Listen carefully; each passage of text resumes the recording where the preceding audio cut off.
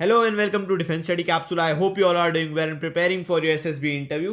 SSB screening को clear करना is a very difficult task in itself. ठीक है, बहुत सारे जो कैंडिडेट्स होते हैं वो एसएसबी की स्क्रीनिंग टेस्ट को ही क्लियर नहीं कर पाते due to certain mistakes that they make.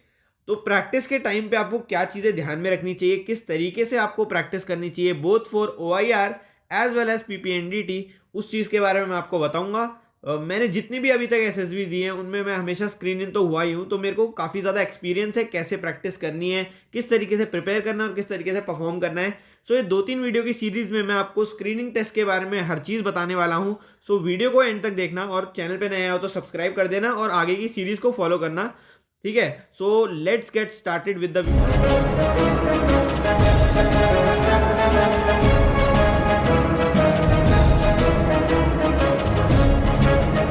लोगों को एसएसबी स्क्रीनिंग टेस्ट के बारे में नहीं पता, उनको थोड़ा मैं बेसिक्स बता दूं, ब्रीफ बता दूं कि एसएसबी स्क्रीनिंग टेस्ट में आखिर होता क्या क्या है. एक्सपीरियंस वाले से स्किप कर लें.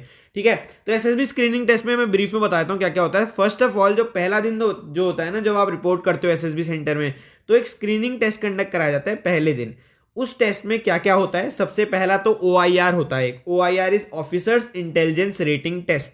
ये एक verbal plus non verbal reasoning का टेस्ट होता है और इसमें आपको एक सेट ऑफ क्वेश्चन दिए जाते हैं जिन्हें आपको सॉल्व करना होता है वहीं पे. ठीक है, इसी के तुरंत बाद आपका एक PPNDT टेस्ट कराया जाता है जिसका फुल फॉर्म है picture perception and description test. ठीक है, इसमें क्या होता है, आपको एक पिक्चर दिखाई जाती है जो कि ब्लर्ड होती है, वो दिखाई जाएगी और आपको उस पर एक स्टोरी लिखनी पड़ेगी 4.5 मिनट्स में. 30 सेकंड्स के लिए फ्लैश होती है स्क्रीन पर और 4.5 मिनट्स आपको मिलते हैं एक स्टोरी वीव करने के लिए. वो स्टोरी लिखने के बाद आपको वो स्टोरी एक ग्रुप में जाके नरेट करनी होती है और ग्रुप के साथ बाद में डिस्कस करनी होती है. इस डिस्कशन के बाद आपका स्क्रीनिंग का प्रोसेस खत्म हो जाता है और आपको रिजल्ट सुनाया जाता है. ये प्रोसेस इसलिए कंडक्ट कराया जाता है ताकि बहुत सारे बच्चे जब रिपोर्ट करते हैं तो उनमें से जो अच्छा लॉट है, जो आगे के लिए मतलब उनके लिए सिलेक्टेड हैं, उनको सेलेक्ट कर लिया जाता है. जो अच्छे से परफॉर्म कर रहे थे अपने स्क्रीनिंग टेस्ट में, उनको आगे के प्रोसेस के लिए सेलेक्ट किया जाता है और बाकियों को स्क्रीन आउट कर दिया जाता है. ठीक है, तो ताकि आप स्क्रीन आउट ना हो इसलिए मैं आपको कुछ प्रैक्टिस टिप्स देना चाहता हूं अबाउट दिस स्क्रीनिंग टेस्ट. तो अब हम लोग शुरू कर लेते हैं विद द टिप्स. आपको पता लग गया है कि अब हमारा एसएसबी का स्क्रीनिंग प्रोसेस कैसे डिवाइडेड है. अब हम लोग बात कर लेते हैं टिप्स के बारे में कि हमें किस प्रोसेस में कैसे हमें परफॉर्म करना है. सो अब हम लोग बात कर लेते हैं ऑफिसर्स इंटेलिजेंस रेटिंग टेस्ट, जो कि पहला टेस्ट होता है ड्यूरिंग द स्क्रीनिंग प्रोसेस. इस टेस्ट में काफ़ी सारे बच्चे अच्छा परफॉर्म नहीं कर पाते because of lack of practice. सबसे पहले तो आपको इसके लिए काफ़ी ज़्यादा प्रैक्टिस करनी है, तभी आप इसके क्वेश्चन सॉल्व कर पाओगे. बिकॉज ये नॉर्मल रीजनिंग से थोड़ा डिफरेंट होता है और इसके क्वेश्चन काफ़ी हाई लेवल के होते हैं. ऐसा नहीं कि आप सॉल्व ही नहीं कर पाओगे, बट थोड़े हाई लेवल के क्वेश्चन होते हैं, थोड़े कंफ्यूजिंग होते हैं. तो इट इज़ इंपॉर्टेंट कि you practice and practice a lot. ठीक है, अब ये नहीं करना कि इसका पूरा टाइम प्रैक्टिस में वेस्ट करना है. मान लो आपकी एसएसबी 1 महीने बाद है, तो ट्राई करो कि 20 डेज पहले आप OIR सॉल्व करना स्टार्ट कर दो, या 30 डेज पहले, 1 महीना पहले आप OIR सॉल्व करना स्टार्ट कर दो. अब OIR में आता क्या क्या है. OIR में हमारा जो सिलेबस है that is of verbal and non verbal reasoning. ठीक है, सबसे पहले तो आपकी आती है वर्बल रीजनिंग. ठीक है, और सेकंड आती है आपकी नॉन वर्बल रीजनिंग. तो आपको ये दोनों ही करके जानी है, वर्बल और नॉन वर्बल रीजनिंग. ठीक है, और इसके जो आपको क्वेश्चंस प्रैक्टिस करने हैं उसके लिए आप 2 बुक्स ले सकते हैं. एक एसएसबी क्रैक की OIR वाली बुक है और एक डिफेंस डायरेक्ट एजुकेशन की OIR वाली बुक है. उन दोनों को आप चेक कर सकते हैं, काफ़ी अच्छी बुक है, उनसे आप प्रैक्टिस कर सकते हो. ठीक है, उसके क्वेश्चन ज़्यादातर रिपीट होते हैं. जो भी एसएसबीज होती हैं, इलाहाबाद हो गई, भोपाल हो गई, इनमें एक पर्टिकुलर टेस्ट है, सेट है जो अपडेट होता है, बट इतना ज़्यादा अपडेट नहीं होता, ऑलमोस्ट वही रहता है जो हमारा बुक्स में पाया जाता है. तो आप अगर आपको प्रैक्टिस करनी है तो आप एसएसबी क्रैक की OIR वाली बुक यूज़ कर सकते हैं या फिर डिफेंस डायरेक्ट एजुकेशन की. ठीक है, इनसे आप प्रैक्टिस करिए, इनको आप सॉल्व करने की कोशिश करिए. जितना आप प्रैक्टिस करोगे उतना ज़्यादा आप कर पाओगे. अब एक मिथ होता है सबके दिमाग में कि भैया OIR तो चेक ही नहीं होता, OIR तो मतलब एक ऐसे है कि बस ऐसे कराया जा रहा है टेस्ट, बट उसका कोई सिग्निफिकेंस नहीं है. बट ऐसा नहीं है, OIR का सिग्निफिकेंस होता है जब OIR आपका हो जाता है. उस बाद में जब आप इंटरव्यू में जाते हैं तो OIR का जो आपका टेस्ट की जो रेटिंग होती है वो आपके इंटरव्यूअर तक भी पहुंचती है. ठीक है, और उसके दिमाग में एक परसेप्शन आ जाएगी कि यार ये हाई लॉजिकल बंदा है, इसका लॉजिक काफ़ी अच्छा है बिकॉज इसने रीजनिंग में अच्छा परफॉर्म किया है OIR में. ठीक है, तो ट्राई करो कि OIR में अच्छा परफॉर्म करने की कोशिश करो. It might impact your chances of getting screen इन. ठीक है, और जो टेक्निकल एंट्रीज होती हैं उनमें तो मेरे हिसाब से ज़्यादा प्रेफरेंस OIR को दी जाती है. बिकॉज मेरा एक टाइम था जब मैं टेक्निकल में गया था, मेरा एक फ्रेंड था जिसने बिल्कुल ज़्यादा कुछ नहीं बोला था but still he got screen इन. मेरे हिसाब से उसका OIR काफ़ी अच्छा गया होगा, ठीक है। बट उसने जो हमारा स्क्रीनिंग प्रोसेस हो रहा था PPNDT का, उसमें ज़्यादा उसने अच्छा परफॉर्म नहीं किया था, but still he got screen in. Might be possible कि उसने OIR में काफ़ी एक्स्ट्रा ऑर्डिनरी परफॉर्म किया होगा। सो इसीलिए कह रहा हूँ कि OIR में भी ध्यान दो और OIR प्रैक्टिस करके जाओ। अब आगे बढ़ते हैं हम लोग PPNDT के लिए।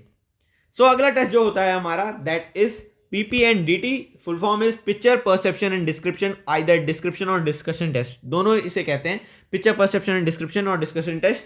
इसमें क्या होता है, आपको इसके रूल्स बता देता हूं। रूल्स क्या क्या होते हैं इसमें हमारे रूल्स जो फॉलो होते हैं, रूल्स आर, सबसे पहले तो आपको एक 30 सेकेंड्स के लिए फोटो दिखाई जाएगी। 30 सेकेंड्स के लिए picture is flashed on screen. हमारी पिक्चर, आपको एक पिक्चर शो होगी, अब वो ब्लर्ड होती है। देखो ये दोनों एग्जांपल मैंने दे रखे हैं आपको, दोनों ब्लर्ड हैं, और इसी तरीके की पिक्चर आती है। 30 सेकेंड्स के लिए आपको ये शो होगी। अब 30 सेकेंड्स में आपको क्या क्या परसीव करना है, सबसे पहले तो आपको कैरेक्टर्स परसीव करने होते हैं, जैसे यहाँ पे एक सिंगल कैरेक्टर है, यहाँ पे 2 कैरेक्टर्स हैं। उसके बाद आपको बैकग्राउंड परसीव करना होता है कि यार बैकग्राउंड किस चीज़ का है। मूड परसीव करना होता है कि बंदे का मूड कैसे, जैसे यहाँ पे थोड़ा सैड लग रहा है, ठीक है, ग्रेव के सामने है, यहाँ पे लड़की सैड लग रही है और ये लड़का इसे कंसोल कर रहा है।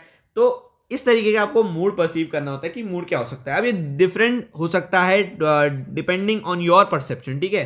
ऐसा नहीं कि आपको सबका परसेप्शन सेम हो, डिफरेंट कैंडिडेट्स का डिफरेंट परसेप्शन होता है, ठीक है। तो आप अपने हिसाब से इसको वीव कर सकते हैं, किस तरीके से आप देखते हो, बट आपको ज़रूरी है कि आप कैसे चीज़ों को ऑब्जर्व करते हो। हर चीज़ आपको ऑब्जर्व करना आना चाहिए, और किस तरीके का मूड है, किस तरीके का बैकग्राउंड है, उसको रिलेट करना आना चाहिए, और एक साथ में मिला के एक स्टोरी अच्छी सी लॉजिकल बननी चाहिए। सो पहले तो 30 सेकंड्स के आपको पिक्चर फ्लैश होगी, और सेकंड जो चीज़ होती है वो 4.5 मिनट्स आपको मिलते हैं। 4.5 मिनट्स आपको मिलते हैं टू राइट अ स्टोरी। अब राइट अ स्टोरी में आपको एक और चीज़ करनी होती है कि आपको कैरेक्टर्स आइडेंटिफाई करने होते हैं, अपना मेन कैरेक्टर आइडेंटिफाई करना होता है, और उन्हें एक बॉक्स में लिखना होता है, ठीक है। एक बॉक्स बनाना होता है और उसमें मेन कैरेक्टर्स आइडेंटिफाई करने होते हैं। ये प्रोसेस मैं अगली वीडियो में अच्छे से शेयर कर दूंगा, how to write a PPDT story, उसमें मैं अच्छे से आपको बता दूंगा। इसमें मैंने आपको एक ब्रीफ बता दिया कि क्या रूल्स होते हैं और किस तरीके से स्टोरी लिखनी होती है, ठीक है। 4.5 मिनट्स में हमने स्टोरी लिखी। आफ्टर दैट थर्ड पॉइंट क्या होता है कि आप लोग को एक ग्रुप में डिवाइड किया जाता है, ठीक है, ग्रुप्स में डिवाइड किया जाता है, ग्रुप्स डिवीजन। अब ग्रुप में डिवाइड कैसे किया जाता है, मान लो आपको 60 कैंडिडेट्स ने रिपोर्ट किया है, तो ऐसा हो सकता है कि 10 के 6 ग्रुप्स बन जाए, ठीक है, और जितने भी कैंडिडेट्स हैं उसके हिसाब से ग्रुप्स बनते हैं। जनरली 10 to 15 कैंडिडेट्स एक ग्रुप में होते हैं, 10 to 15 कैंडिडेट्स, और काफ़ी बड़ा ग्रुप होता है, तो बोलना काफ़ी मुश्किल होता है, और ट्राई करना होता है आपको कि आप जल्दी से जल्दी बोलो, और ट्राई करो कि स्पेसिस में बोलो, कि गैप्स जो आते हैं ना स्पीच में उसमें बोलो। उसके बाद क्या होता है, जब आपको ग्रुप में डिवाइड करते हैं तो आपको एक सेमी सर्कुलर फैशन में बिठा दिया जाता है। सेमी सर्कुलर फैशन मतलब इस तरीके से आपको बिठा दिया जाएगा, और फिर आपको एक एक करके अपनी स्टोरी नरेट करने के लिए कहा जाएगा। जैसे यहाँ से एक स्टोरी नरेट करना शुरू हुआ, तो पहले ये कैंडिडेट नरेट करेगा, 1 मिनट आपको मिलता है नरेशन के लिए, याद रखना 1 मिनट आपको मिलेगा नरेशन के लिए। नरेशन का टाइम आपका है 1 मिनट, और 1 मिनट में आपको अपनी पूरी स्टोरी नरेट करनी होगी, समरी देनी होगी अपनी स्टोरी की, कि क्या आपके कैरेक्टर्स हैं, क्या आपकी स्टोरी में हो रहा है, ठीक है। ट्राई करना इस फॉर्मेट में दो अपना, कि फर्स्ट ऑफ ऑल क्या हुआ था, क्या हुआ था, क्या हो रहा है, और आगे क्या होगा, ठीक है। What had happened, what is going on present, and what will happen in future, और what actions will be taken in future. ये आपको चीज़ें करनी है। 1 मिनट मिलेगा नरेशन के लिए, ब्रीफ में 1 मिनट में क्रिस्प सी स्टोरी बता दो अपनी। 1 मिनट के बाद अगला देगा, फिर अगला देगा, जब तक सारे कंप्लीट नहीं होते तब तक सारे नरेशन चलेंगे। जैसे ही नरेशंस आपके कंप्लीट होते हैं, after the all the narrations of the group are over, then you are told to start with the discussion. अब डिस्कशन में क्या होता है, PPNDT है तो डिस्कशन तो करना ही पड़ेगा, picture perception and discussion test. तो डिस्कशन में क्या होता है आपका, डिस्कशन में आपको अराउंड 10 मिनट्स मिलते हैं, 5 to 10 minutes, depending on the assessor. जो आपके एसेसर्स बैठे होते हैं वहाँ पे, उन पे डिपेंड करता है कि वो कितना टाइम देते हैं।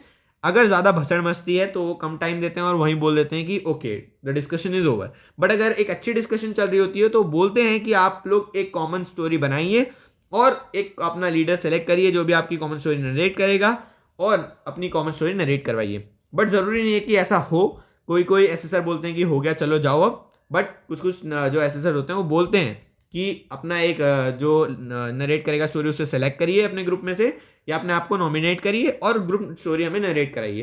तो ग्रुप स्टोरी बनाने के लिए एक डिस्कशन होता है जिसमें आपको अपने पॉइंट्स देने पड़ते हैं और उनको उन्हीं पॉइंट्स में से एक स्टोरी आपको बनानी पड़ती है पूरे ग्रुप को, ठीक है।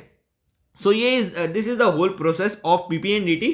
और जब ये कंप्लीट हो जाता है, जब एसेसर बोलते हैं कि चलो हो गया, उसके कुछ देर बाद आपको जब सारे ग्रुप्स का हो जाता है PPNDT, उसके बाद आपको रिजल्ट सुनाया जाता है। जो लोग स्क्रीन इन हो जाते हैं, जो लोग सेलेक्ट हो जाते हैं, वो आगे के 4 दिन एसएसबी इंटरव्यू देते हैं और बाकी लोगों को घर भेज दिया जाता है and they are termed as screen out, उनको स्क्रीन आउट कर दिया जाता है। ठीक है, so this is the whole process. अगर आपको नहीं पता था तो आज पता लग गया है और मैंने कुछ बताया भी आपको कैसे आपको परसीव करना है। नेक्स्ट वीडियो में हम लोग मिलेंगे और मैं बात करूंगा कि how to write a PPDT story. OIR में ऐसा कुछ डिस्कस करने लायक नहीं है, मैंने आपको बता दिया कि आपको प्रैक्टिस करनी है, कौन सी बुक्स चाहिए और कौन से रिसोर्सेज चाहिए। बट पीपीडीटी में आपको ये समझना होगा कि आपको पिक्चर को कैसे परसीव करना है, कैसे कैरेक्टर्स को आइडेंटिफाई करना है, कैसे मूड आइडेंटिफाई करना है, कैसे स्टोरी लिखनी है, अगर ब्लैंक पिक्चर मिल जाए तो कैसे स्टोरी लिखनी है, उन सब चीज़ों के बारे में बातें करेंगे। सो अगली वीडियो के लिए वेट करिए। तो टिल द नेक्स्ट वीडियो, जय हिंद टू ऑल।